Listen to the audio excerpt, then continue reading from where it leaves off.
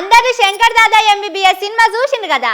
ఆ సినిమాలు ఉన్నట్టు దొంగ డాక్టర్లు కూడా బయట ఉంటున్నారు, దొంగ దవాఖాన్లు కూడా ఉంటున్నాయి. ప్రైవేట్లో ఇసోంటి దొంగ దవాఖాన్లు ఉన్నాయంటే ఏందో అనుకోవచ్చు, కానీ సర్కార్లో కూడా అసొంటియే అవుతున్నాయి. ఎక్కడనో కాదు, ముఖ్యమంత్రి సార్ వాళ్ళ ఊర్లోనే అయింది.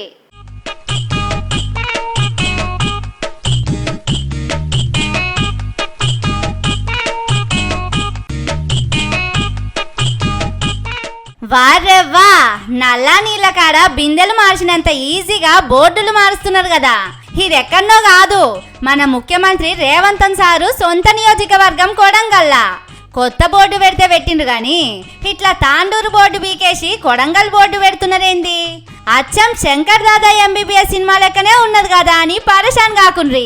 అసలు ముచ్చటేంటిదంటే, రేవంత్ సారు ముఖ్యమంత్రి కాగానే కొడంగల్ మెడికల్ శాంక్షన్ చేసుకున్నాడు.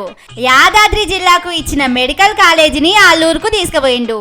మెడికల్ కాలేజీ పెట్టుడంటే ఉట్టిగా ఏ ముచ్చట కాదు కదా, దానికి దావఖాన కూడా ఉండాలనే ముచ్చట సారుకు తెలిసినట్టు లేదు.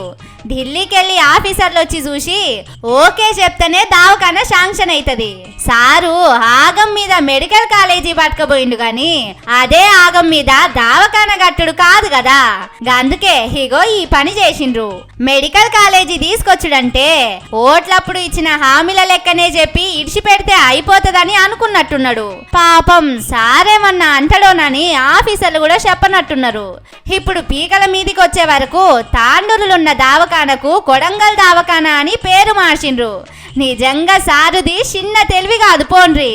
పని చెయ్యకపోయినా పేరు మార్చి పని చేసినామని చెప్పుకున్నట్లా సారును మించినోళ్ళు లేరు. రేపు నెంబర్ 1 నేమ్ చేంజర్ అని గిన్నిస్ బుక్ లో ఎక్కినా ఎక్కుతాడు కావచ్చునని కొడంగల్ పబ్లిక్ మాట్లాడుకుంటున్నారు.